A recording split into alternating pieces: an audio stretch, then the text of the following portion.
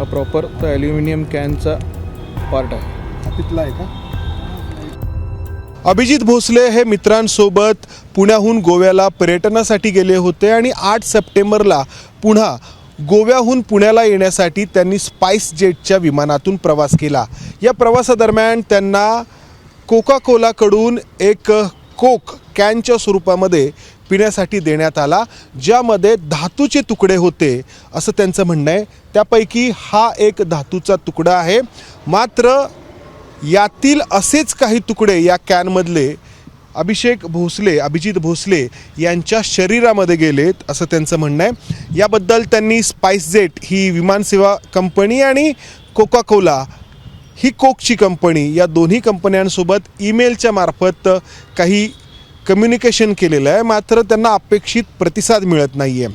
मात्र ही गोष्ट धोकादायक आहे, कारण अशा स्वरूपात जी ही कोल्ड्रिंक्स आहेत ती किती मोठ्या प्रमाणात पिली जातात हे आपण सगळे जाणतो.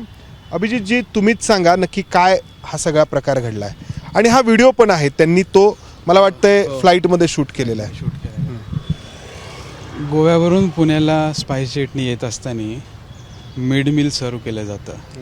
त्या दरम्यान मी कोको कोला आणि मकना हे 2 प्रोडक्ट्स ऑर्डर केले आणि कोको कोला कन्झ्युम केल्याच्या एक 5 ते 7 मिनटानंतर मला गळ्यामध्ये खूप इचिंग आणि पिंचिंग सेन्सेशन सुरू झालं आणि हळूहळू माझ्या पोटामध्ये पण दुखायला लागलं. साधारणतः एक 10 ते 15 मिनटात मला पेन अनबेरेबल व्हायला लागलं आणि त्यावेळेस मग ते कोक माझ्याबरोबर सोबत असणारे माझे मित्र महेश गुप्ता आणि राज अगरवाल ह्यांना देऊन विचारलं की ह्याच्यामध्ये काहीतरी आहे जे माझ्या आतमध्ये गेलेलं आहे आणि मला त्रास होतो आहे. तर थोड्या वेळाने जेव्हा कोको कोलाचं सगळं कोक काढल्यानंतर कॅन पाहिला गेला तर त्याच्यामध्ये मायन्यूट पार्टिकल्स टिनचे खूप सारे होते, काही मोठे पार्ट्स होते. आता मी एवढ्या त्रासमध्ये असल्यामुळे लवकरात लवकर कसं खाली उतरल्यानंतर हॉस्पिटलमध्ये जाता येईल हे बघणं खूप गरजेचं होतं, कारण मला श्वास घ्यायलाही त्रास व्हायला लागला होता. जसं मी एअरपोर्ट पुण्याला उतरलो तेव्हा तिथून मला रुबी हॉलला नेलं गेलं. रुबी हॉलला साधारणतः बरेचसे रिपोर्ट काढले. माझं पेन तसंच साधारणतः राहिलं होतं, बराच वेळ कमी होत नव्हतं आणि जवळपास 12:30-1च्या आसपास त्यांनी मला औषध वगैरे लिहून सांगितलं की तुम्ही परत 2 दिवसांनी दाखवायला या. आणि मी काल पुन्हा एकदा दाखवून आल्यानंतर त्यांनी मला GI सर्जरीसाठी एकदा रिकमेंड केले दाखवण्यासाठी आणि प्रोबेबली 1-2 दिवसामध्ये मी ते दाखवणार आहे. मी 3 ते 4 दिवस 8 तारखेपासून अजूनपर्यंत लिक्विड डाएटवरच आहे. आय कॅनॉट गल्प एनिथिंग, कारण मला त्रास खूप होत आहे आणि बराच प्रयत्न करतोय स्पाइस जेट आणि कोको कोलाला रीच करायचा, पण त्यांच्याकडनं समाधानकारक रिस्पॉन्स मला मिळत नाही आहे. ईमेलच्या मार्फत त्यांनी उत्तर तर दिलंय, पण त्याच्यात असं काही नाही. पण स्पाइस जेटच्या देखील वाचला. हो, स्पाइस जेटचा मेल तुम्ही पाहिला असेल. त्यांनी त्यामध्ये स्वतः कबूल पण केलेले की त्यांच्या टीनमध्ये पार्टिकल्स त्यांनी बघितलेले आहेत आणि त्यांच्याकडे त्याचं पोझिशन आहे फॉर फर्दर इन्व्हेस्टिगेशन.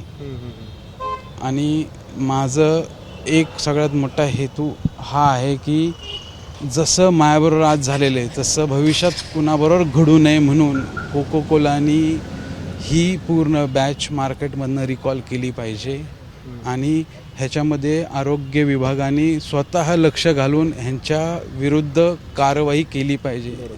हे माझं प्रामाणिक मत आहे. आज तुम्ही बोलताय, तुम्हाला बोलतानाही त्रास होतो हे जाणवतंय? हो, जाणवतं, कारण मला त्रास सगळीकडे होतो. मला जाणवते की मला बोलता येऊ शकत नाही जास्ती. आता याच्यामध्ये सर्जरी करायला लागेल असं डॉक्टर आता ते दाखवल्यानंतर कळेल 1-2 दिवसांनी की ते काय रिकमेंड करतात, पण त्यांचं म्हणणं आहे की तुम्ही एकदा दाखवून घ्या. आता हे जे काही पार्ट्स आहेत कॅनचे, अतिशय टोकदार असा हा पार्ट आहे पहा. आणि या अशा पार्टपैकी काही जे काही तुकडे आहेत धातूचे ते अभिजित यांच्या शरीरामध्ये गेलेले आहेत. आणि किती मोठ्या प्रमाणात हे कोल्ड्रिंक पिलं जातं हे आपण सगळे जाणतो. आणि असं असताना जर या बॅचमधले हे कोकचे कॅन जर मार्केटमध्ये असेच विकले गेले तर हे आणखी कोणाच्या वाट्याला देखील येऊ शकतं. कारण लहान मुलांपासून वृद्धांपासून यंग जनरेशन हा पेय पितेच.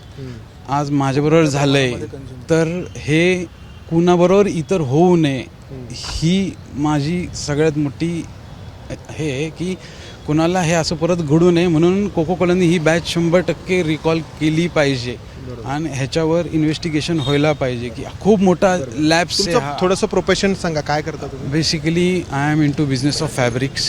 Okay so we are basically wholesaler of ethnic wear, okay. असं माझं प्रोफेशन आहे. तर हा प्रकार कोणासोबतही घडू शकतो. फक्त स्पाइस जेटच्या फ्लाईटमध्ये, विमानामध्ये तो घडला म्हणून तो तुमच्यासमोर येतो आहे असं नाही, तर खूप मोठ्या प्रमाणात आपण पाहतो की हे कॅनच्या स्वरूपामध्ये जर विकलं जात आहे, तर ज्यांची ही जबाबदारी आहे ते अन्न आणि औषध प्रशासन विभाग असेल किंवा आणखी कोणती याबद्दलची अथॉरिटी असेल, यांनी या सगळ्याचा व्यवस्थित तपास करणं गरजेचं आहे. कारण यांनी कोका कोला कंपनी आणि स्पाइस जेट या दोन्हींशी संपर्क साधून पाहिला, अपेक्षित असा प्रतिसाद मिळालेला नाही. एकच याच्यामध्ये मला असं ॲड करायचं आहे की स्पाइस जेटनी ज्या वेळेला महेश गुप्ता यांनी स्पाइस जेटच्या ऑन ग्राउंड क्रू बरोबर जेव्हा ते बोलले, तेव्हा त्यांनी लिटरली ह्यांना सांगितलं की आम्ही तो कॅन जो आहे तो आम्ही ट्रॅशमध्ये टाकून दिलेला आहे. तो एक एव्हिडन्स, जरी डॉक्टरांना जरी तो बघायचा असेल तर कुणालाही बघायचं असेल, तो एव्हिडन्स ते असे ट्रॅशमध्ये कसं टाकू शकतात? तुम्हाला दिला नाही त्यांनी तो? नाही, त्यांनी हँडओव्हर नाही केला. टोटली त्यांनी टाळाटाळ करणं हा म्हणून त्यांच्याकडनं सांगितलं. कन्सिस्टंट राहिला ग्राउंडवर. दोनदा त्यांनी त्यांचं स्टेटमेंट बदली केलं.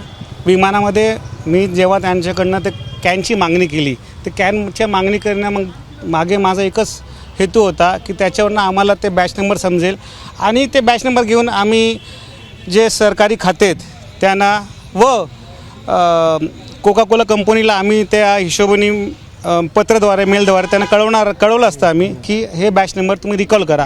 पण आम्हाला त्या स्पाइस जेटनी उडू उत्तर दिले.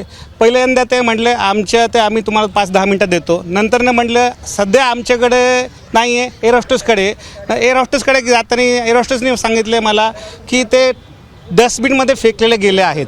त्यांना त्याच्यावरनं मी एका अर्थाने त्यांनी ते करून ते त्यांनी त्यांच्याकडे पोझिशनमध्ये ठेवलं, असं करंट सिच्युएशन आहे. तर हे याहून अधिक गंभीर आहेत की असे जर धातूचे तुकडे एका कोल्ड्रिंकच्या कॅनमध्ये आढळत आहेत आणि ही गोष्ट उघडच होऊ नये यासाठी ही जी विमानसेवा पुरवणारी कंपनी आहे त्यातले कर्मचारी अशा प्रकारे जर तो कॅनच दडवत असतील तर ही अधिक गंभीर गोष्ट आहे. सुरुवातीला जसं म्हटलं की ज्यांची जबाबदारी आहे त्या ॲथॉरिटीजनी या सगळ्याची व्यवस्थित चौकशी करण्याची गरज आहे.